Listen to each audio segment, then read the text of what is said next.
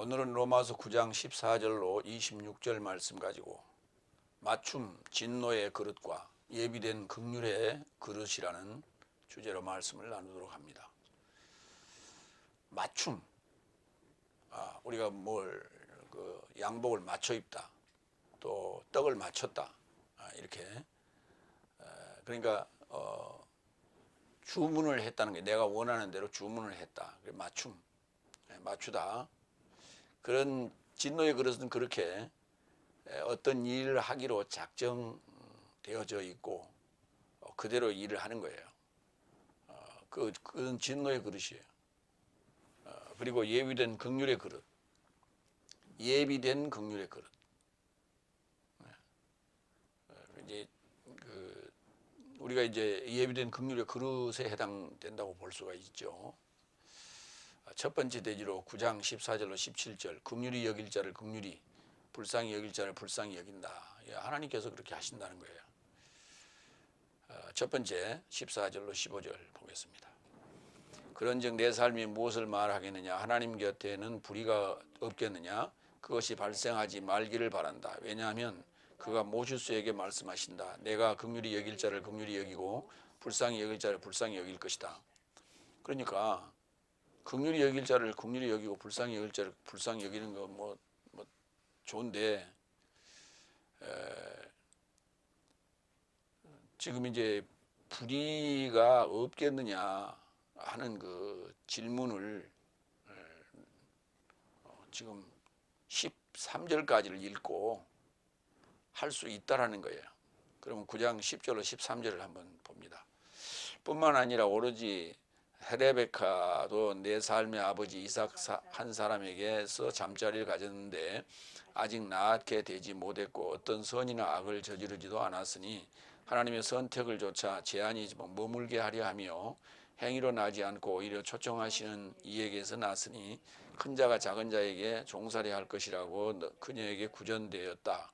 기록된 바와 같이 내가 야곱을 사랑하였고 에사우를 미워하였다. 이 대목에 대해서 이제 하는 얘기예요. 이거를 이제 우리가 선택과 유기라고 이제 일반적으로 얘기합니다.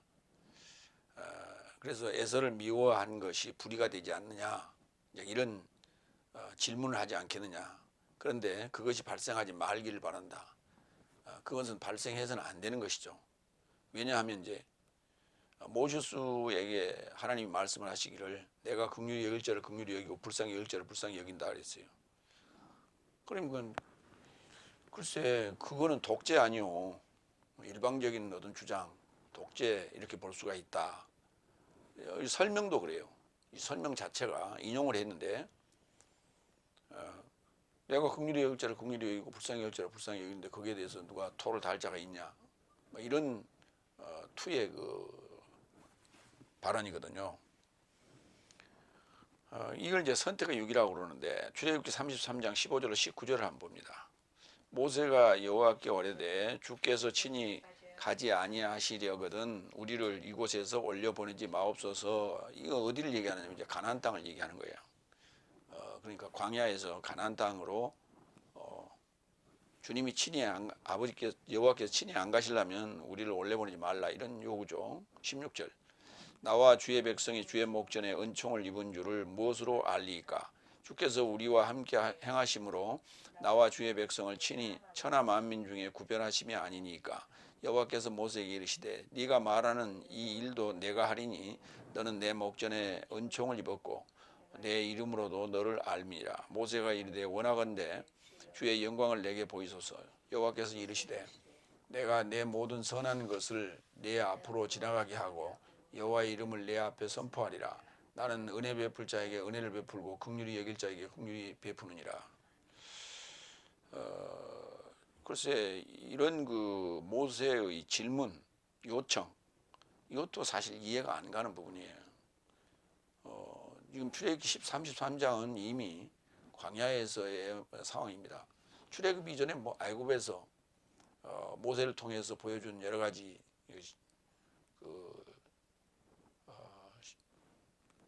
영적인 역사, 그 기적, 기사와 이적 이거는 부인할 수 없는 그런 흔적이죠. 여호와의 흔적이죠. 그럼에도 불구하고 또 가나안 땅으로 가라 그러니까 그 40년 동안 광야에서 살던 그것이 또 그들에게는 또 길들여졌나 봐요. 그래서 가나안 땅으로 들어가라 그러니까 거기에 대해서 또 이제 이렇게 질문을 하는 대목을 볼 수가 있어요. 그때 이제 은혜 베풀 자를 은혜 베풀고 긍휼히 여길 자를 긍휼히 여긴다. 그러면서도 거기에서 수많은 사람들이 죽어갔죠. 뱀에게 물려 죽어가기도 하고 땅이 갈라져서 그 속에 매장되기도 하고 그렇게 죽어갔어요. 그래서 이제 선택의 유기라고 하는 문제를 여기서 이제 우리가 제기할 수 있죠. 두 번째로 갑니다. 16절. 그렇고 그런즉 원하는 자도 아니요 다름질하는 자도 아니요 오로지 하나님의 긍휼히 여기시는 자이다. 긍휼히 여기시는 자다. 그러니까 원한다고 되는 것도 아니고 다름질한다고 가서 뭐 먼저 깃발을 꽂는 그런 어떤 선착순의 개념도 아니다. 오로지 하나님의 긍휼히 여기시는 자만이 구원을 얻을 수 있다. 하나님께서 사랑하시게 된다. 이런 얘기죠. 그러면 결국은 인간의 어떤 노력, 인간의 어떤 선택, 뭐 이거는 아무 의미가 없다는 의미예요. 긍휼에 대해서 좀 보겠습니다. 긍휼이라고 하는 것은 긍이 이게 자랑할 긍이에요. 휼이라고 하는 것은 규휼, 구제하는 거. 구제하는 것 자체가 그 자랑스러운 일이라는 거죠. 마태복음 5장 7절. 긍휼히 여기는 삶은 행복하다. 왜냐하면 저 삶이 긍휼히 여김을 받을 것이기 때문에 반드시 긍휼히 여기는 그러한 삶은 거기에 대한 보답이 있다는 거예요. 마태복음 9장 12절로 13절 명사입니다. 엘레오스. 긍휼은 엘레오, 긍휼히 여기다는 엘레오라 하고 긍휼이라고 하는 건 엘레오스라고 합니다. 9장 12절로 13절. 그러자 예수께서 들으시고 저 삶에게 언급하시되 건강한 삶은 의사의 필요를 갖지 않으나 흉하게 가진 자 삶은 필요를 갖는다. 그래서 네 삶은 거기 가서 무엇인지 배워라. 나는 긍휼을 원하고 제사를 원치 않는다. 왜냐하면 나는 의인을 초청하러 오지 않았고 오히려 죄인 삶을 회개에 이르게 하려고 왔다. 그러니까 긍휼의 대상은 그 흉한 자, 그러니까 병든 자, 이런 자가 그 죄인이라는 얘기죠. 죄인이 긍휼의 대상이라는 거예요. 그러니까 긍휼히 여기는 삶은 행복하다 할 때 죄인을 돌보고 죄인을 나라의 복음으로 구원시키는 삶이 행복하다는 거예요.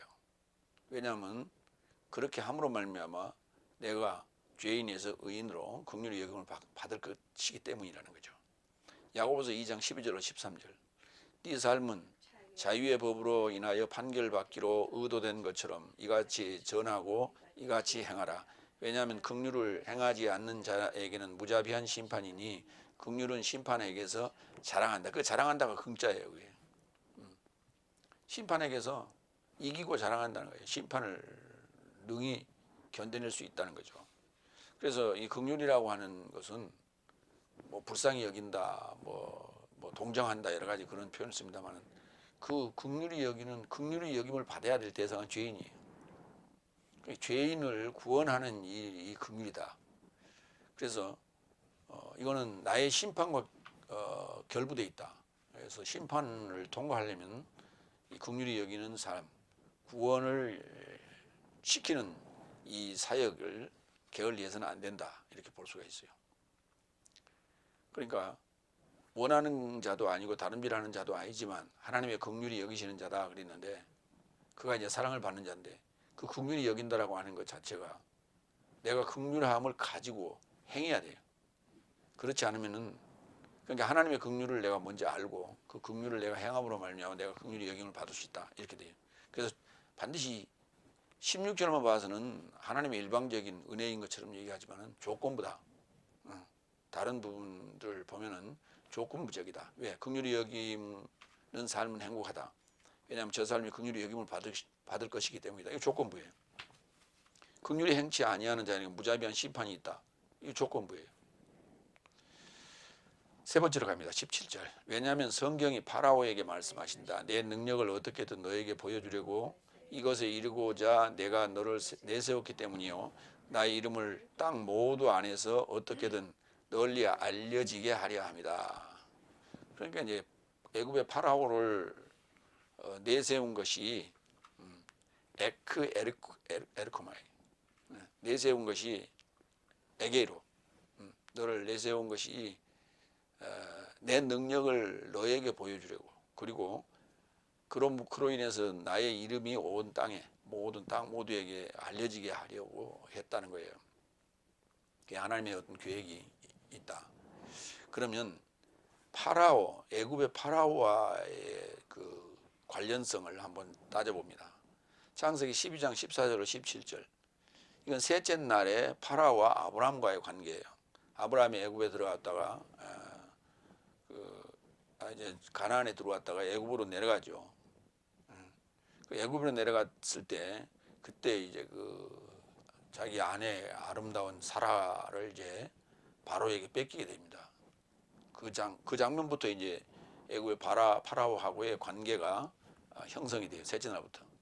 아브라함이 애굽에 이르렀을 때 애굽 사람들이 그 여인이 심히 아리따움을 보았고 바로의 고관들도 그를 보고 바로 앞에서 칭찬함으로 그 여인을 바로의 궁으로 이끌어 들인지라. 이에 바로가 그로 말미암아 아브라함을 후대함으로 아브라함이 양과 소와 노비와 암수 나귀와 닭탈을 얻었더라. 여호와께서 아브라함의 아내 사레의 일로 바로와 그의 집에 큰 재앙을 내리신지라. 거기 이제 들어가면서 그런 작전을 짰어요.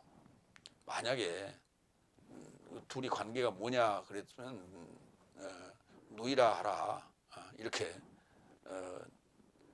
사라하고 입을 맞췄죠. 그래서 뭐 그렇게 관계를 어필하니까 데려간 거예요.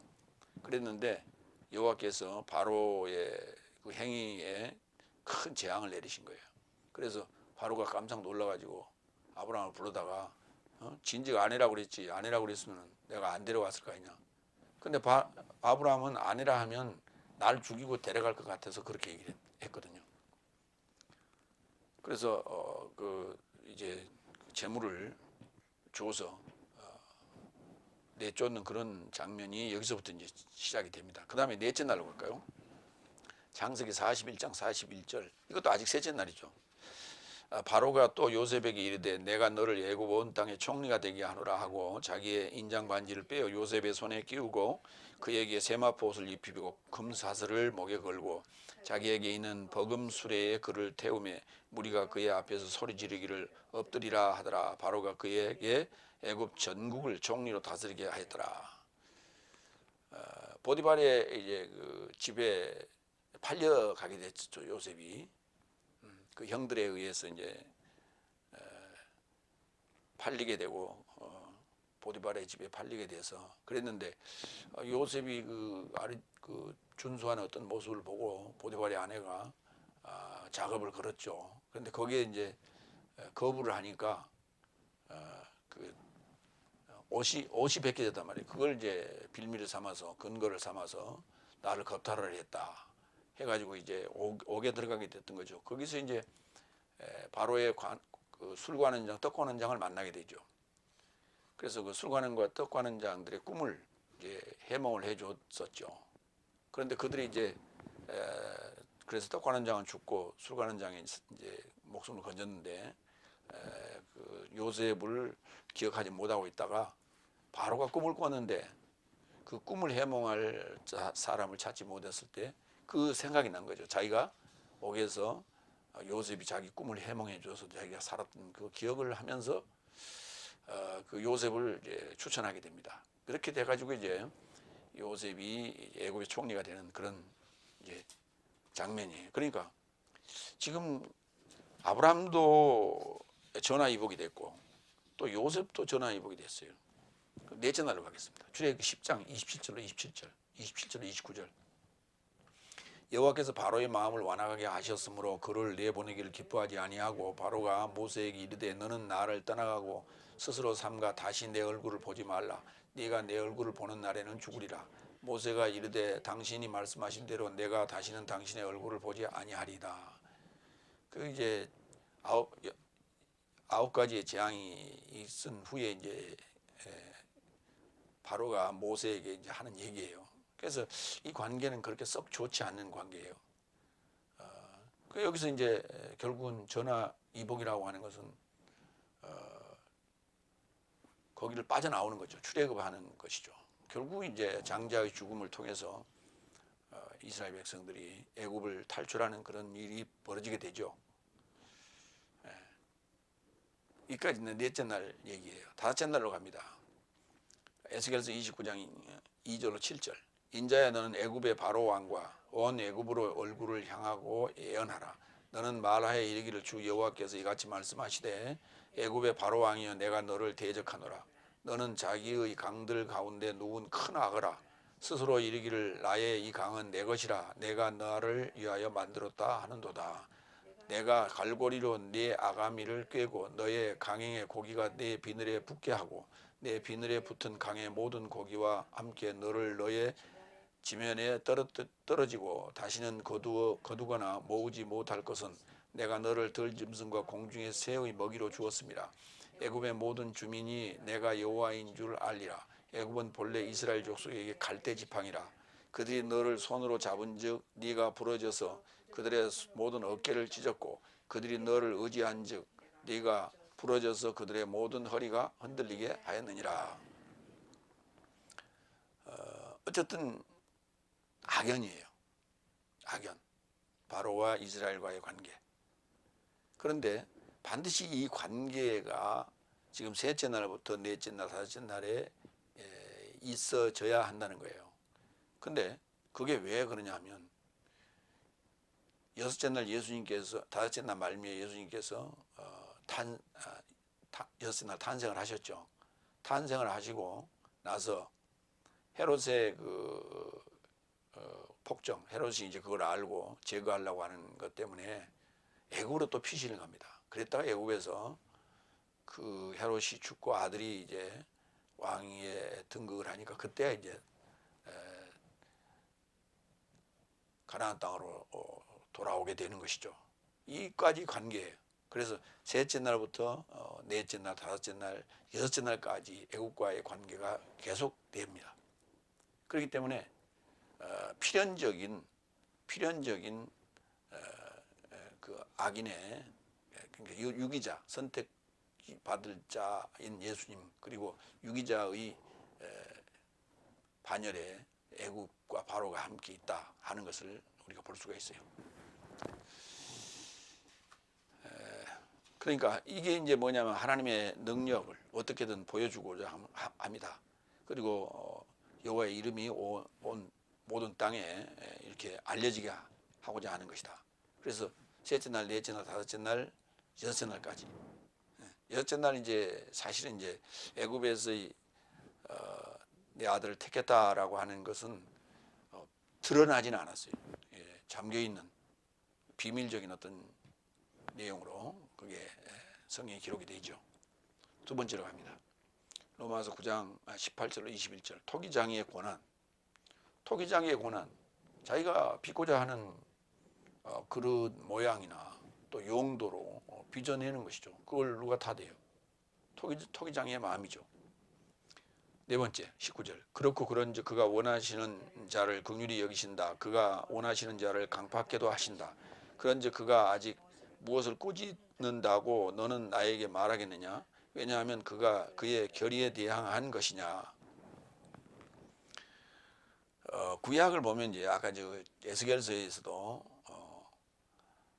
애굽의 바로 왕이여 내가 너를 대적하노라 뭐 이런 표현들이 나온다고요. 그러니까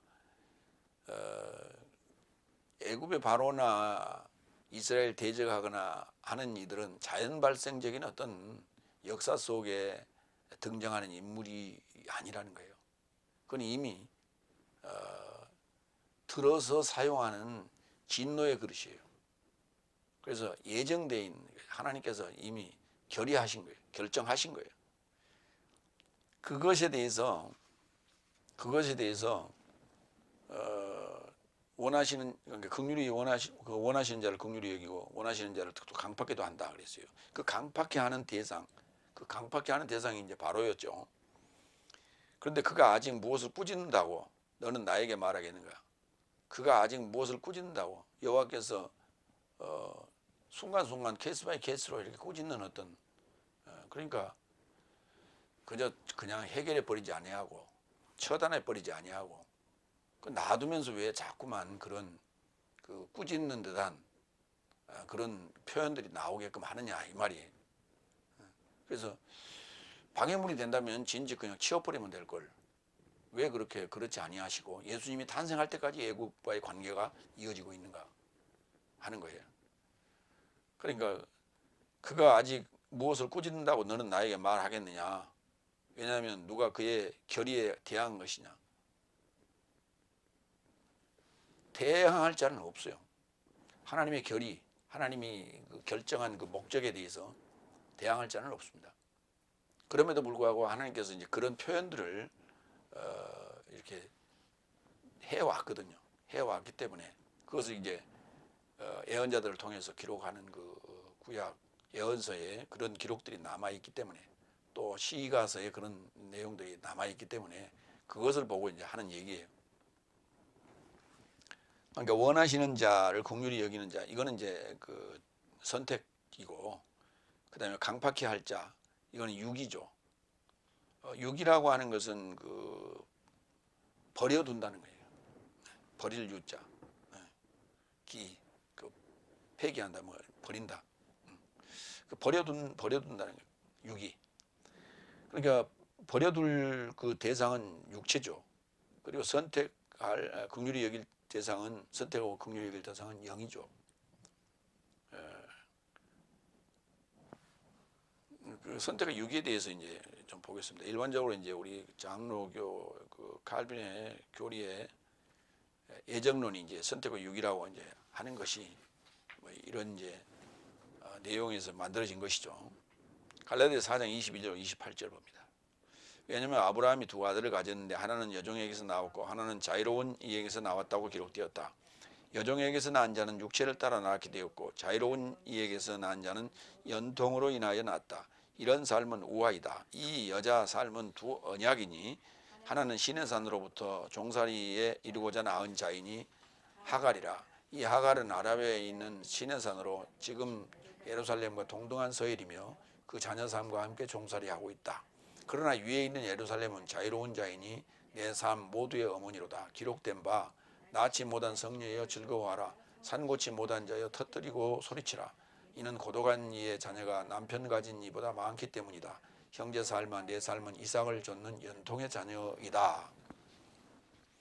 이게 이제 우화로 기록했다고 그랬는데 이스라엘 백성은 아브라함의 후손들의 역사 그리고 열왕기의 역사가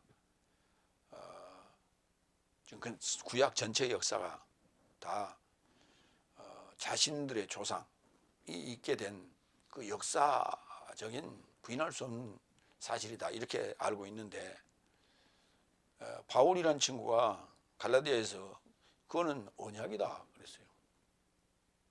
아브라함의 두 아들이 두 여자가 사라와 하갈이 있었는데 사라는 본 부인이고 하갈은 종이죠.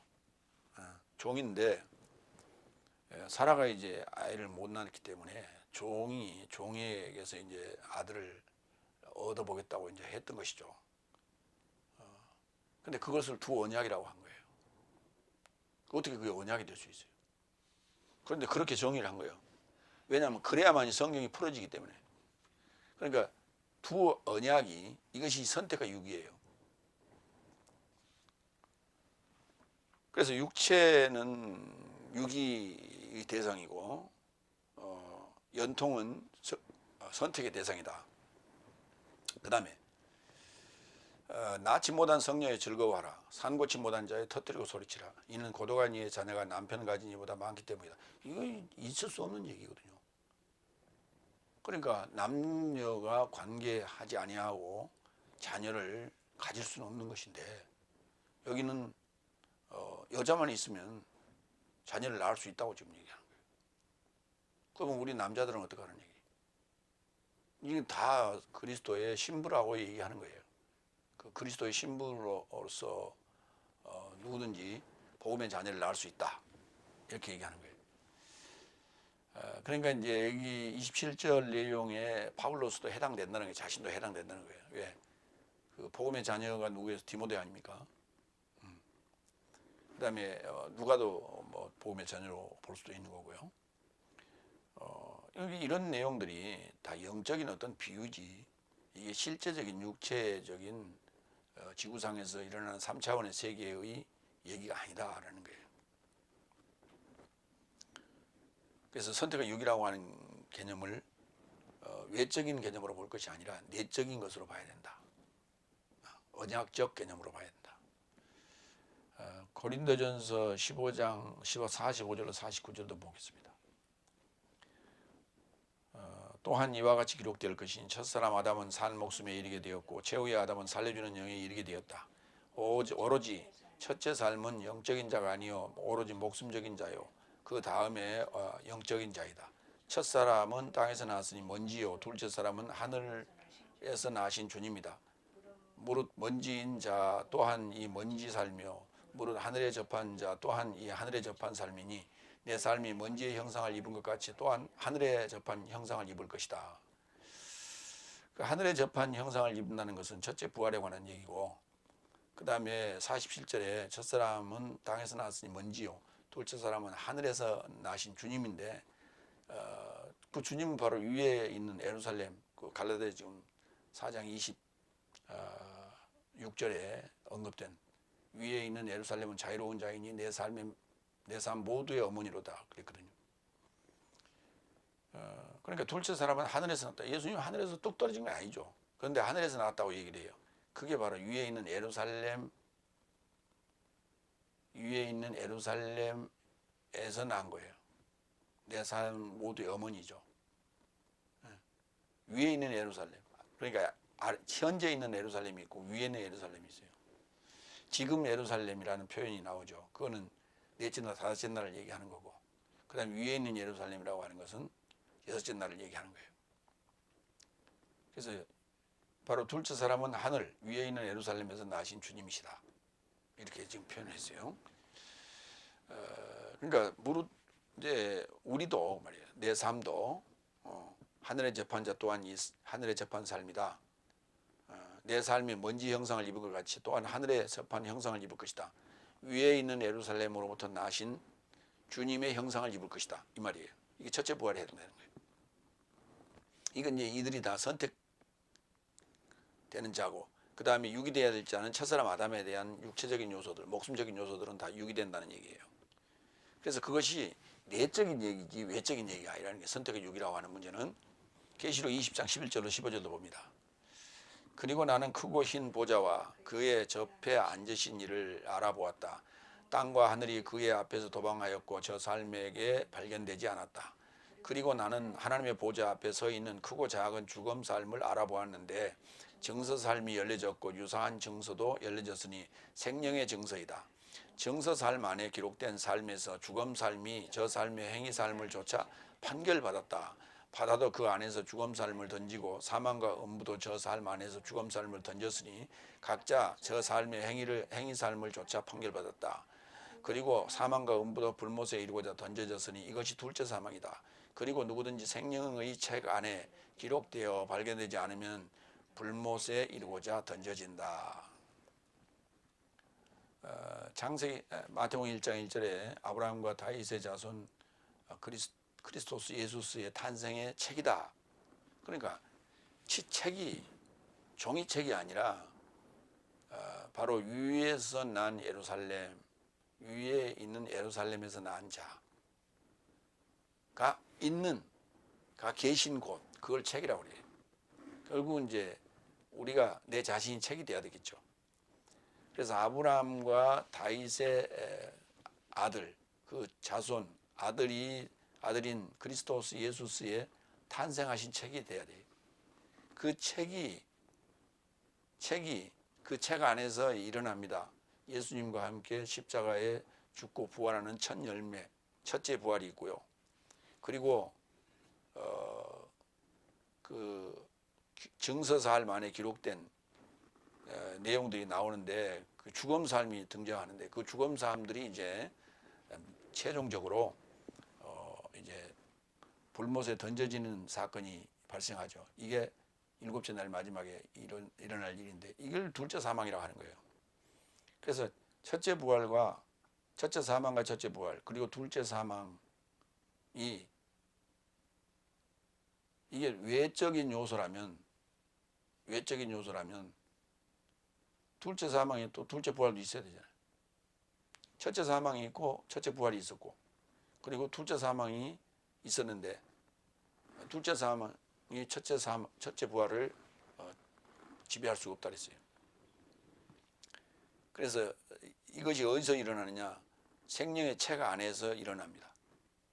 그래서 이에 선택의 육이라고 하는 요소는 내적인 요소지 외적인 요소가 아니라는 거예요. 다섯 번째 20절로 21절 오 인간아 감히 하나님에게 반박하는 너는 누구냐? 빚은 것이 빚은 자에게 어찌 이같이 나를 만들었냐고 말하지 못할 것이다. 토기장이가 진흙 덩어리에서 하나는 귀한 그릇에 이르고자 하나는 전한 그릇에 이르고자 만들 고난을 갖지 못하느냐? 당연한 얘기죠. 그러니까 오로지 창조 목적이 하나님을 원하기 때문에 천한 그릇인 유기는 시금석의 역할을 할 뿐이라 자기의 역할을 탓할 수 없는 것이죠. 이는 한 인간의 내적인 상황일 때만 합리적이고 합법적이고 그래서 누구도 반박할 수 없는 그런 상황이 됩니다. 그러니까 한 인간들의 외적인 상황일 때는 굉장히 불합리한 거예요. 누구는 선택하고 누구는 버리기로 작정됐다는 게 참 불합리한 거예요. 불법적이고 불합리한 겁니다. 그러니까 육이라고 하는 것은 시금석의 역할을 할 뿐이다. 시금석이란 건 뭐냐면 검은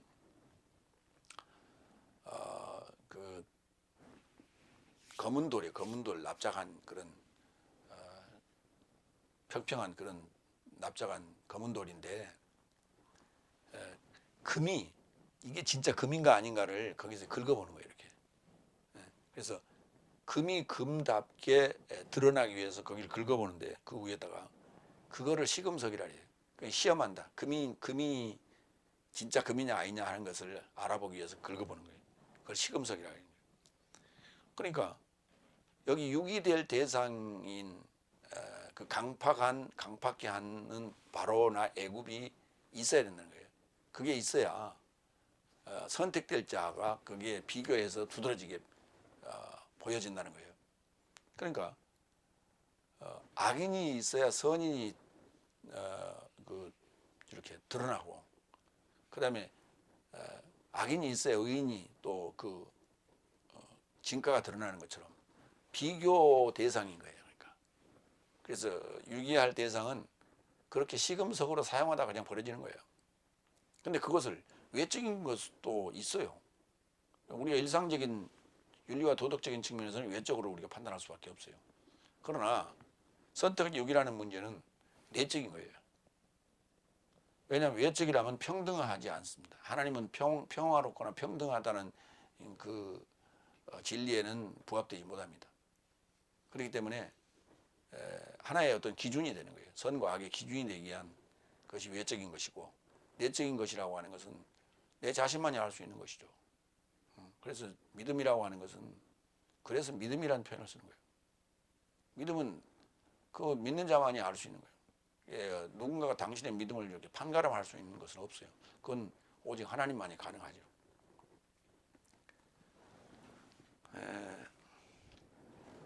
이사야서 64장 8절을 볼까요? 토기장에 관한 얘기인데 그러나 여호와여 주는 우리 아버지시니 우리는 진흙이요 주는 토기장이시니 우리는 다 주의 손으로 지으신 것이라. 창세기 2장 7절에 하 아담아에서 나온 아파르로 가지고 아담을 지으시죠. 그래서 아파르가 이제 먼지. 근데 여기서는 이제 진흙이라는 걸로 이제 표현을 했어요. 토기라고 하는 것 자체가 진으로 지어졌는데 단순한 그냥 그 하나의 비유는 아니라는 거죠. 근거에 의해서 지금 이 말씀을 하고 있다. 그래서 천한 그릇이 따로 있고 또 귀한 존귀한 그릇이 따로 있는 건 아니에요.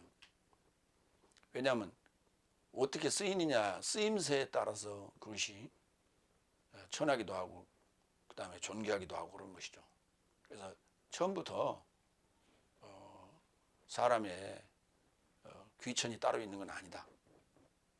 그러나 이제 그것이 우리가 생활을 하는 과정에서 전쟁을 통해서 또는 뭐 어떤 이유 때문에 뭐 역적모의를 했다든지 이렇게 돼서 이제 종이 되고 그렇게 되는 것이죠. 그러니까 원래 그 종의 신분이 따로 있는 게 아니고 원래 양반이나 존귀한 신분이 따로 있는 건 아니에요.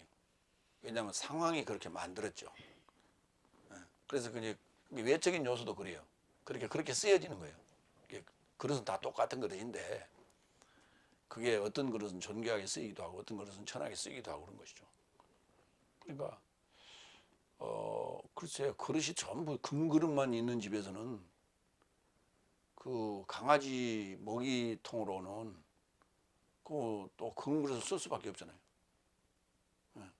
그래서 강아지 먹이통으로 이거는 강아지 먹이통이다라고 뭐 표시를 해놓든지 아니면 글을 써놓든지 뭐 그렇게 해서 늘 그 용도로 쓸 수 있도록 그렇게 하는 것이죠. 근데 그것을 그 집이 이제 뭐 어떻게 하다가 그게 누가 흘렸다 밖에. 근데 지나가던 사람이 그걸 주웠다. 근데 보니까 그게 금그릇이야. 근데 보니까 뭐가 강아지 먹이가 이렇게 잔뜩 묻어 있단 말이에요. 그래서 그걸 씻어 보니까 금그릇인데 그걸 그렇게 사용을 했단 말이죠. 그래서 그 자기 집에는 금그릇이 없으니까 그걸 갖다가는 그건 전 보물이 되겠죠. 어떤 용도로 쓰느냐에 따라서 그게 귀하고 천하고 결정이 되는 것이다. 그런데 하나님은 아예 처음부터 토기장애로서 작정을 하고 만드신다는 거예요. 이건 천한 그릇으로, 이거는 귀한 그릇으로, 이거는 선택하기로, 이거는 버리기로 이렇게 작정을 하셨다는 것이죠. 그러니까 그것을 외적으로 한 것이 아니라 내적으로 해놨다는 거예요. 왜? 시금석으로 뭐 하기 위해서 선택자를 더 돋보이고 선택자가 비교해서 자기가 의의다, 선택이다, 진리다라고 하는 것이 드러나게 하기 위해서 그래서 시금석으로 같이 따라 붙여놓은 것이다 이런 얘기예요. 그걸 우리가 선택과 유기라고 그렇게 정의를 하게 됐던 것이죠. 그러니까 선택과 유기라고 하는 것을 외적으로 딱 이렇게 설명을 해놓고 성경을 보면 다 그렇게 보이는 거예요. 근데 선택과 유기라는 문제를 내적으로 시금석적 개념으로 놓고 보면 또 다 그렇게 보이는 거예요. 그래서 어떻게 설명을 듣느냐에 따라서 그것이 그렇게 보이기도 하고 그렇게 안 보이기도 하는 거예요. 그게 제 눈의 안경이란 말이에요. 그래서 누구를 만나느냐에 따라서 누구의 설명, 해설을 듣느냐에 따라서 그것이 진리가 되기도 하고 진리가 아니게 될 수도 있다 하는 것을 우리가 말씀을 드립니다. 세 번째, 로마서 9장 21절 26절 맞춰진 진노의 그릇과 예비된 긍휼의 그릇. 자, 선택과 유기라는 개념은 내적적 개념이에요. 그런데 맞춰진 진노의 그릇이 있고 예비된 긍휼의 그릇이 이건 외적인 요소들이에요. 여섯 번째 22절로 24절 그래서 하나님께서 진노를 표현하시고 그의 능력을 알게 하시기를 원하시거든 멸망에 이르고자 맞춰진 진노의 그릇을 많이 오래 참으심 안에서 감당하셨고 영광에 이르고자 예비하신 긍휼의 그릇에 접한 그의 영광의 부유함을 알게 하려고 그가 유대인 삶에서 뿐만 아니라 오히려 열국 삶에서도 저 삶과 내 삶을 초청하셨다. 예, 이제 적용 들어가는 거예요. 외적인 적용. 멸망에 이르고자 맞춰진 진노의 그릇. 이것은 하나님의 진노를 표현하고자 그의 능력을 알게 하시려고 많이 오래 참으심으로 감당하신다 그랬어요. 그게 뭘까요? 가라지와 같은 개념이죠. 마태복음 13장 27절로 30절 그러자 집주인의 종 삶이 다가와서 그에게 언급하였다. 주여 당신의 들에 좋은 씨를 뿌리지 않았습니까? 그런즉 그가 어디로부터 가라지 삶을 가졌습니까? 그러자 집주인이 저 삶에게 단언하였다. 원수 사람이 이것을 행하였구나. 그러자 종살림이 그에게 언급하였다. 그런즉 내 삶이 가서 저 삶을 공동 정리하기를 원하십니까? 그러자 그가 단언하였다. 아니다. 언제든 가라지 삶을 공동 정리하다가 알곡 삶을 저 삶과 덩달아 뽑지 않겠나. 거둠까지 양편 삶을 공동 성장되도록 놓아주라. 그리고 거둠의 절기 안에서 거두는 삶에게 내가 지시할 것이다. 먼저 가라지 삶을 공동 정리하라. 그리고 저 삶을 불태움을 향하여 묶음 삶에 이르고자 묶어라. 그러나 알곡을 내 창고에 이르고자 모으라. 네.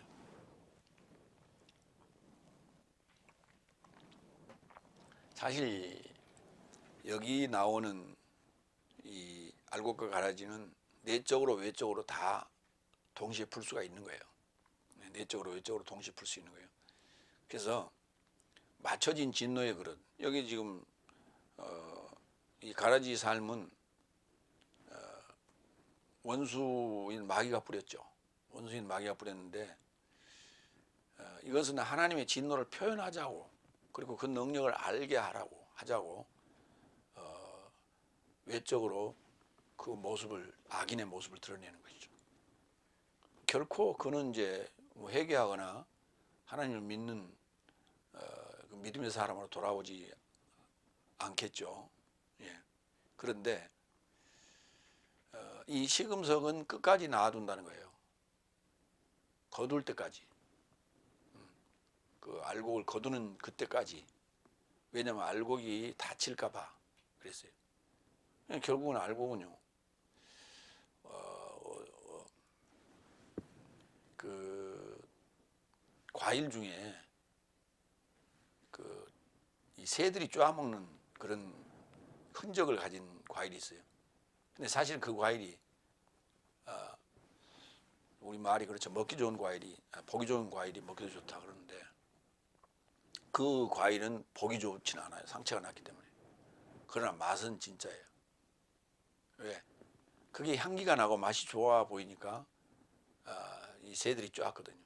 그래서 상처가 난 거예요. 실제 맛은 훨씬 그게, 과일이 우리가 맛보자고 맛이 좋아서 선택하는 것이지 보기 좋아서 선택하지는 않잖아요. 그러니까 가라지와 알곡이 같이 이렇게 한 밭에서 성장할 때 알곡은 많은 상처가 있어요.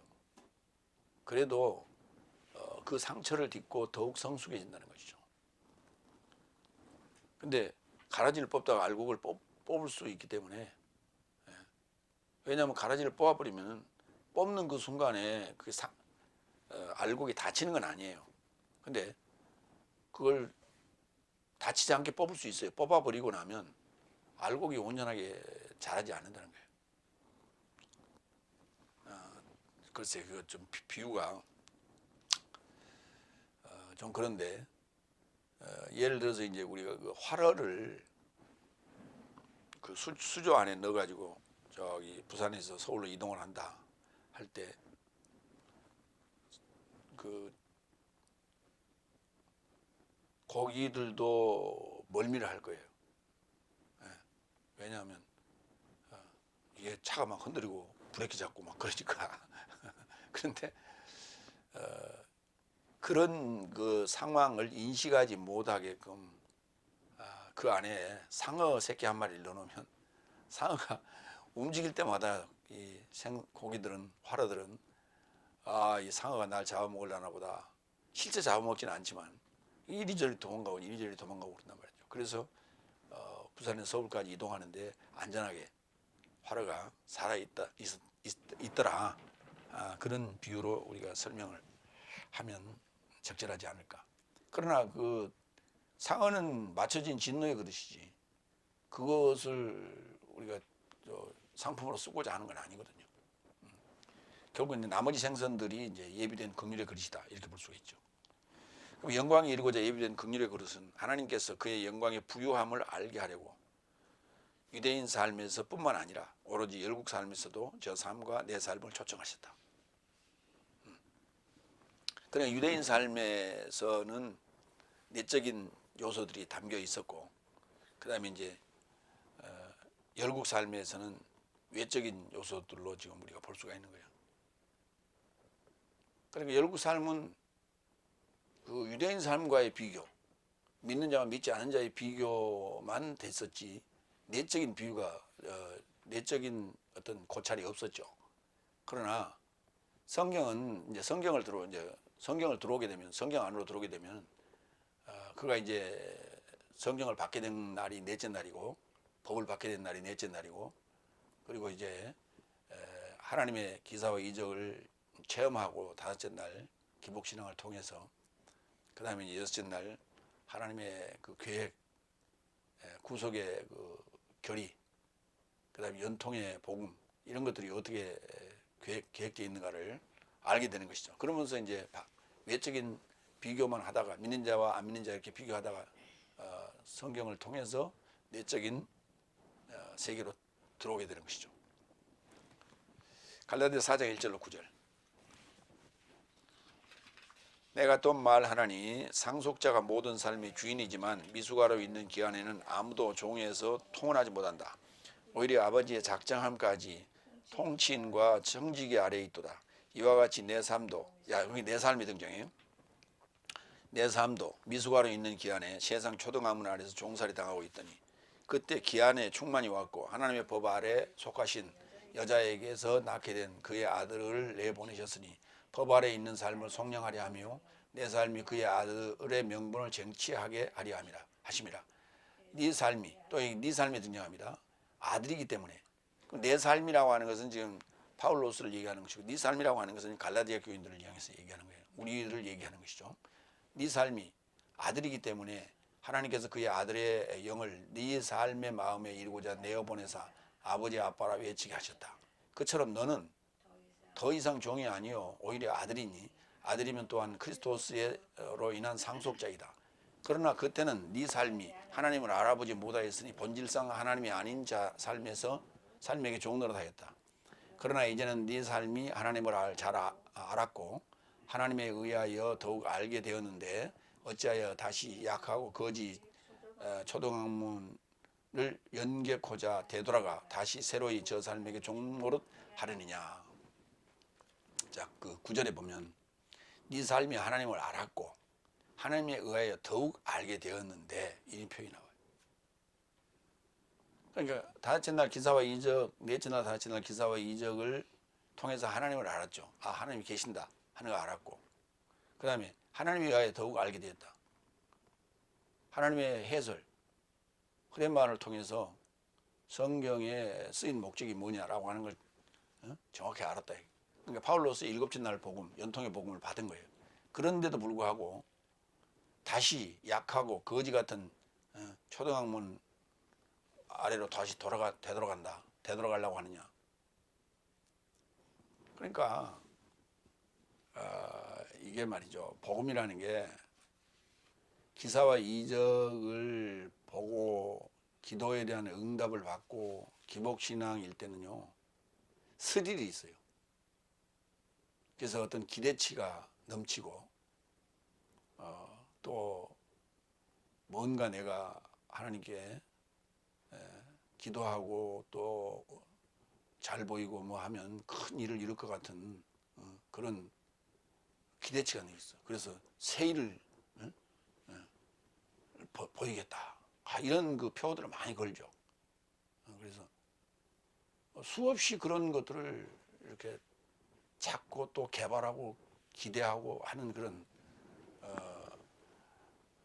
설교에 귀를 기울이고 또 그런 설교들을 찾아다니고 또 이 사람에게서 이제 그 에너지가 다 떨어지면 또 저 사람에게로 옮겨가고 뭐 이런 어떤 그런 일들이 많이 수없이 있게 되죠. 그러나 하나님이 하시고자 하시는 이 구원 계획, 연통의 복음, 나라의 복음을 알고 나면 사실 그런 게 그 넷째나 다섯째 날에 있었던 기사와 이적의 의미가 퇴색돼 버리거든요. 그게 퇴색돼 버리는데 문제는 긍휼을 행하지 아니하면 복음을 선포하는 일에 게을리하면 이렇게 돼요. 어찌하여 다시 약하고 거짓 초등학문을 연계하고자 되돌아가 다시 새로이 저 삶에게 종노릇 하려냐 이렇게 돼버려요. 왜냐하면 그 비밀을 알고 나면 허무하거든요. 허무해. 왜? 그동안에 그 엄청난 그 보이지 않는 어떤 기대치가 하루아침에 싹 무너져버려요. 근데 그것을 다시 그 복음을 선포하면서 내공으로 다시 다져야 돼요. 그러니까 옛적에 쌓았던, 내전을 다전에 쌓았던 허무는 허무하니까 무너져 버렸거든요. 근데 그것을 다시 허무가 아닌 진짜 진리로 그것을 쌓아 올려야 돼요. 그래서 견고한 성을 쌓아야 돼요. 근데 그걸 안 하고 이제 알고 나니까 별거 아니네, 재미가 없네, 그러면서 다시 옛날 그걸 회상하는 거예요. 또 그걸 그러면서 거기에 대한 어떤 미련을 버리지 못하는 거예요. 참 이게 안타까운 것이죠. 하나님께서 그 영광이 이루고자 예비한 긍휼의 그릇을 이렇게 두신 것은, 계획하신 것은 하나님께서 그의 영광의 부유함을 알게 하려고. 영광의 부유함이에요. 물질의 부유함이 아니라 영광의 부유함이에요. 알게 하시려고. 유대인 삶에서 뿐만 아니라 오로지 열국 삶에서도 저 삶을 초청하신 거예요. 그러니까 이게 그 3차원의 세계와 4차원의 세계를 명확히 그걸 우리가 개념을 알아야 돼요. 3차원의 세계는 보이는 세계예요. 다 물질의 세계고 보이는 세계예요. 그러나 4차원의 세계는 보이지 않는 빛의 세계예요. 그건 물질의 세계가 아니거든요. 영광이라고 하는 거 이거 보이는 게 아니거든요. 그러니까 3차원의 세계에서 영광은 트로피, 상장, 뭐 면류관 이런 것들이에요. 그러나 영광의 부유함은, 하나님의 영광의 부유함은 보이지 않는 거예요. 근데 마음에는 이게 만족과 흡족함이 있단 말이죠.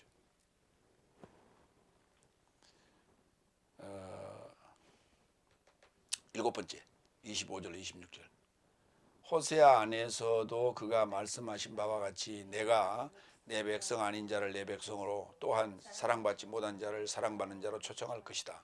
그리고 그는 저 삶에게 구전되어진 곳 안에 계실 것이요, 네 삶은 내 백성 아니라 한 거기서 살아계신 하나님의 아들 삶이라 초청될 것이다.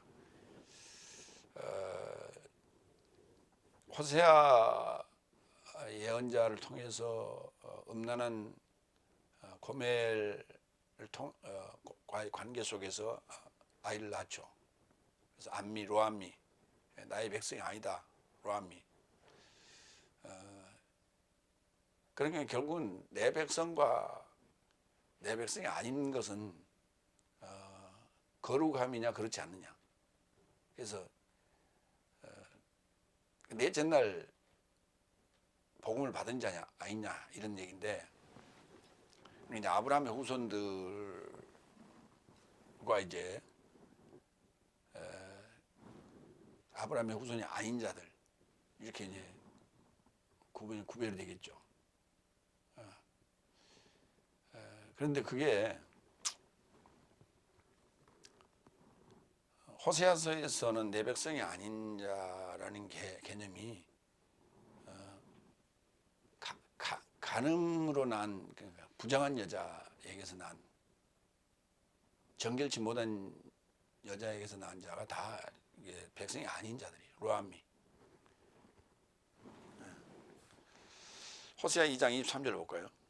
내가 나를 위하여 이 땅에 심고 긍휼히 여김을 받지 못하던 자를 긍휼히 여기며 내 백성 아니었던 자에게 향하여 이르기를 너는 내 백성이라 하리니 저희는 이르기를 주는 내 하나님이라 하리라 그랬어요.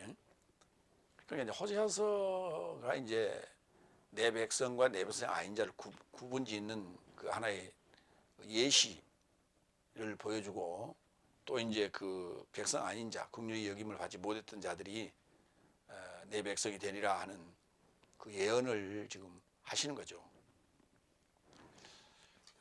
그게 이제 현실화되는 얘기가 이제 에베소 2장 1절로 7절이에요.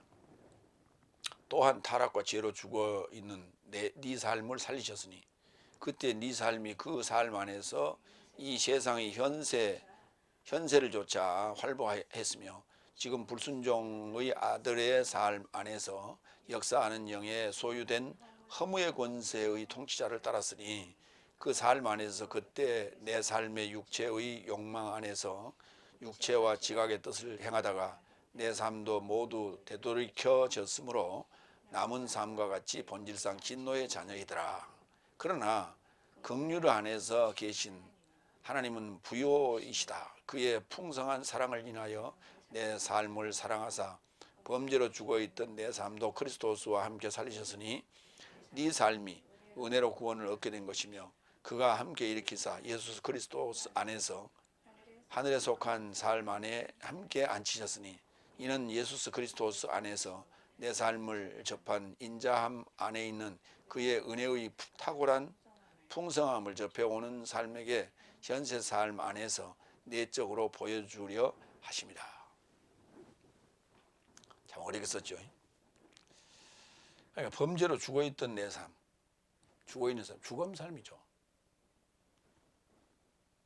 그것이 이제 법을 받음으로 말미암아 내가 죽음 삶이라는 걸 알게 됐고요. 그리고 그 삶이 은혜로 구원을 얻게 된 것이고, 그 다음에 그리스도와 함께 하늘에 속한 삶 안에 앉히게 됐죠. 그것을 이제 내적인 것으로 보여줘야 하는 것이 이제 이게 복음 전파, 정인의 사역이에요. 그러니까 여기 이제 에베소 교인, 아까 갈라디아서 교인, 고린도 교인 그들이 다 열국 삶이죠. 예. 본질상 진노의 자녀였어요. 본질상 하나님의 자녀가 아니었죠. 예. 그렇지만은 그들도 영광에 이르고자 예비된 긍휼의 그릇이다. 로마서를 쓰면서 로마서의 대상이 전부 열국이에요. 그 열국들이 그러니까 이 복음은 유대인들만을 위한 복음이 아니라는 것을 지금 설명하자는 거예요.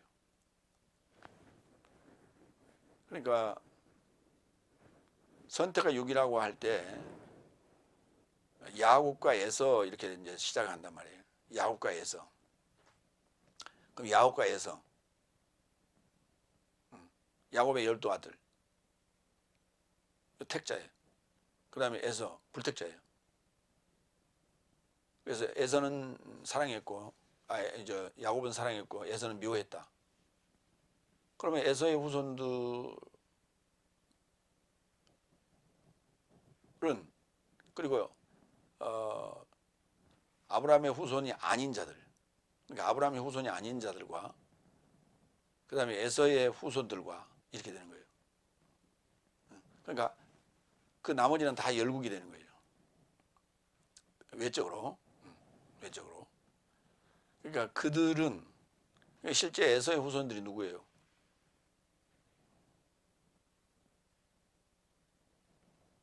이스마엘의 후손들이 아랍인들이고요.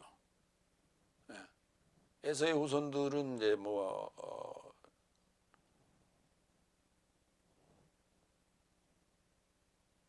그들도 이제 많은 민족을 두게 됐죠. 그러니까 외적인 그 인류의 분포도를 보게 되면 에서의 후손, 그 다음에 아브라함의 후손이 아닌 자들, 그 다음에 아브라함의 아들 이삭 말고 이스마엘의 후손들. 그러니까 이삭의 후손이 야곱이고 야곱의 후손이 12 이스라엘이 되죠. 그런데 그게 이제 출애굽 전까지만 사실 유지가 되다가 순수 혈통이 그렇다가 애굽에 들어가서 완전히 혼혈이 돼요. 그래서 출애굽할 때 모세 위에 사람들은 그렇게 많지 않았죠. 그리고 그 사람들은 생산 능력이 없는 자들이에요. 이미. 그렇기 때문에 출애굽했어도 자녀를 더 이상 놓을 수가 없는 상황이고, 그 다음에 이제 모세 이하 자들은 다 혼혈족이에요. 그렇기 때문에 지금 로마서에서 얘기하는 여기에 그 정통 유대인이라고 하는 자들이 사실은 없는 거예요. 근데 이미 로마서에서 정의를 했죠. 표면적 유대인이 유대인이 아니고 이면적 유대인이 유대인이다, 이런 표현을 했어요. 표면적 할례가 할례가 아니고 이면적 할례가 할례다, 이런 표현을 이미 한 이유가 바로 그 얘기예요. 지구상에는 지금 순수한 유대인의 혈통은 하나도 없다. 언제부터? 가나안에 들어갈 때부터. 그러니까 출애굽해서 가나안에 들어가 있는데, 나머지 가나안에 들어가기 전에 거기서 다 지금 나온 1세들은 다 죽었죠.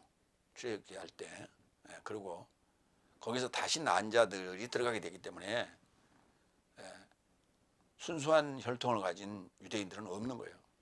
그럼에도 불구하고 그들은 가나안 땅에 살고 있다고 해서 자기들 유대인이라고 지금 착각을 하고 있는 거예요. 그럼 예수님이 탄생은 어떻게 된 거예요? 예수님의 탄생도 사실은 족보상으로 보면요, 안 맞아요. 실제 그 14대 14대를 맞추기 위해서 그 족보를 만들었고, 뭡니까, 예언자들, 그러니까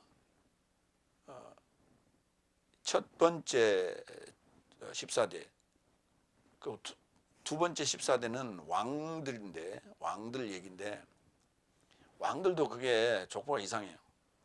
14대가 더 되죠. 그 다음에 예언자들도 그게 실제 그 아버지와 아들 이 개념이 아니에요. 실사를 보면. 그래서 의미상 족보예요. 의미상 족보지 실제 육체적 족보라고 볼 수가 없어요. 거기에서 예수님이 탄생하거든요. 그렇기 때문에 이미 족보를 딱 보면 거기에서부터 육적인 계보의 유대인에게서 예수님이 탄생한 게 아니에요. 영적인 유대인에게 탄생했지. 그러니까 표면적 유대인이 아닌 이면적 유대인에게서 탄생을 하는 거예요. 그렇기 때문에 이제 여기 유대인이라는 말을 쓰고 있는 것은 유대인들이 핍박하는 그러한 상황들을 예상할 수 있는 거예요, 우리가. 그러니까 파울로스가 복음을 전할 때 유대인들로부터 수많은 핍박과 박해를 받은 것을 짐작하는 거예요. 짐작케 하는 거예요. 결국은 이제 유대인이라는 것을 언급은 합니다만은 지금도 자기들이 유대인이라고 생각하죠. 유대인들은. 그냥 그것이 유대인이 아니라는 것을, 성경이 말하는 유대인이 아니라는 것을 언급하려고 유대인이라는 단어를 썼을 뿐이에요. 그러니까 우리는 그 방점을 예비된 긍휼의 그릇에다 둬야지, 선택이라는 그 유대인들이라는 선택에다가 방점을 찍어서는 안 돼요. 선택과 유기라고 하는 문제는 예비된 그 긍휼의 그릇 안에 있는 얘기예요. 표면상으로는 이게 예비된 긍휼의 그릇이 이제 다 열국 삶인데, 그 열국 삶이 결국은 유대인 열국 삶도 포함되는 거예요. 열국 삶 그러면 유대인도 해당되는 거예요, 실제는. 왜? 실제 유대인이 아니기 때문에. 그래서 그 열국 삶이 바로 결국은 예비된 긍휼의 그릇인 거예요. 그 안에 선택 유기라고 하는 개념을 알고 그 가라지로 둔 것이다, 이렇게 이해하셔야 돼요. 마무리합니다. 선택의 유기는 내적으로 판결하사 첫째 부활과 둘째 사망에 이르게 하시는 거고, 하나님 백성과 열국 백성은 외적으로 구별하시어 예루살렘으로부터 나라의 복음이 전파되게 하사 모두가 하나님의 능력과 영광의 부유함을 알고 믿어 연통의 자녀 삶이 되게 하시려는 하나님의 긍휼의 결의를 설명하고 있다. 결국 이제 하나님의 백성, 그것은 결국은 예루살렘에서 복음을 받았던 1세대를 이해하면 돼요. 예수님의 12제자 그리고 백신문도들로 우리가 이해하면 돼. 그리고 그로부터 복음을 받는 대상들은 열국이라 이렇게 봐야 돼요. 그래서 예비된 긍휼의 그릇은 복음을 받아야 할 대상을 얘기하는 거고, 맞춰진 진노의 그릇은 하나님의 능력을 보여주기 위한, 표현하기 위한, 그리고 오래 참으로 그 시금석으로 그들을 활용하기 위한 것으로 이제 예수님 당시에 있던 그 로마, 예수님 핍박하던, 그 다음에 바울로스를 핍박하던, 그 다음에 12사도들을 핍박했던 그들이 다 맞춰진 진노의 그릇들이다, 이렇게 볼 수가 있는 거예요. 오늘날도 수없이 박해하는 그리스도인들을 박해하는 자들, 그 다음에 진리의 복음을 박해하는 자들, 연통의 복음을 박해하는 자들, 이것들이 다 맞춰진 진노의 그릇이다, 이렇게 보시면 됩니다. 그러니까 반드시 예비된 긍휼의 그 그릇을 우리가 선택받으면 맞춰진 진노의 그릇이 반드시 옆에서 핍박한다 하는 사실을 우리는 기억해야 됩니다. 기도하겠습니다.